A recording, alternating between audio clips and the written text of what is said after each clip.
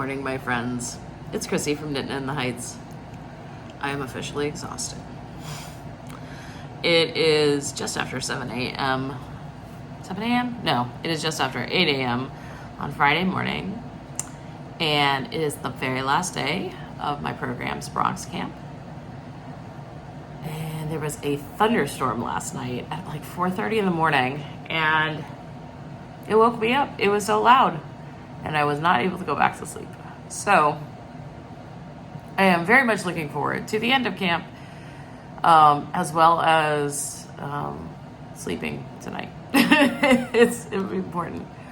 You may have been wondering, where's Gabe been? So Gabe actually went with his grandpa, my dad, to Virginia. So he is visiting with grandpa and my future stepmom in Virginia right now, having a blast. He is running around basically on this beautiful farm. So my dad is not a farmer. Let me make that very clear. But when he and my mom are looking towards retirement, they decided that they wanted to live in this area of rural Virginia that is just really beautiful. And my mom's sister has like a beach cottage there, and has for years. And my parents fell in love with the area. And my sister, when ended up moving to Richmond, which is about an hour away from where this area is. So it just made sense for my parents to move there. And at the time I was living in North Carolina, so it allowed them to be closer to my kiddos as well as me. So my parents bought this property that was a house built on what was like a really, it was like a family farmland. Now the original farm still exists and it surrounds the property, but the farmers sold off most of the waterfront property that was on their farm. And like I want to say it was in the 90s, people bought it up and started like developing houses on this land. And the house is actually on a saltwater creek. And so it's actually really, really beautiful, very, very peaceful. There are cows. There are, I don't know if this year they're keeping chickens, but in the past they've kept chickens and geese. Not my parents, again, the farmers. But what was cool is because they live within the bounds of the farmland, my parents, my dad has a golf cart that you could actually drive up and down the lanes, and there's like wild blackberry bushes, and you can pick the blackberries as long as they're not the ones that are directly on the farmer's land. So yeah, it's a really idyllic kind of place for a kid to spend some of the summer. So yeah, he is down there, and my dad told me a really funny story that Gabe kept saying, I want to go to the beach. I want to go to the beach. So they took him to the beach. And when I called him that night, I said, hey, how are you? He's like, I'm sad. I said, why are you sad, Gabe? His response was, because of the seaweed. So he didn't like seaweed, and he refused to get in the water. So that's why he was sad. You gotta love him. Anyhow, so he's there. Colleen is in North Carolina, and she's getting ready to start school. So they've been back to school shopping for clothes, and which is always challenging with a 13-year-old. Yeah, really challenging with a 13-year-old. But anyhow, she's doing well. She's just, I think, kind of bored in the in-between. So I am about to head off to work. I'm just waiting for Ethan to come get me so I don't have to take public transportation because it has been raining pretty much this whole morning, and I did not want to get soaked. So I will see you all later. Yeah, have a great one. Bye.